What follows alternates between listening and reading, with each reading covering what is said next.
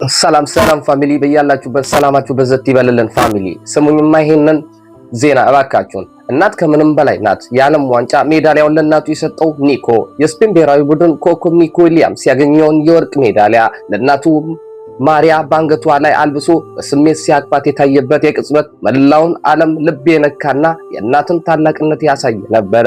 እናቱና አባቱ በ1990ዎቹ አጋማሽ ከጋና ተነስቶ የሳሃራ በረሃን በባዶ እግራቸው አቋርጦ ወደ ስፓኒያ በገቡበት ወቅት እናቱ ማሪያ ታላቅ ወንድሙ ኢኒክ ዊሊያምስን በሆዷ ነፍስ ጡር ነበረች።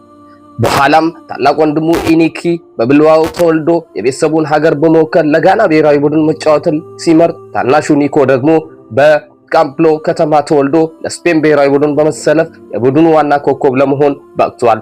ኒኮ እና በሜዳ ላይ በፍጥነት ቢሮጥም እናቴ እኛን ለማዳን ከሞት አምልጣ ሳሃራ በረሃ ያደረገችው ጉዞ ያህል ልሮጥ አልችልም በማለት ሜዳሊያውን ለእናቱ ሰጥቷል። እናቶች ለልጆቻቸው ስኬት የሚከፍሉት መስዋዕትነትና ከምንም በላይ መሆኑን ያሳየ ትልቅ ትምህርት ነው። ይመችን ኒኮ።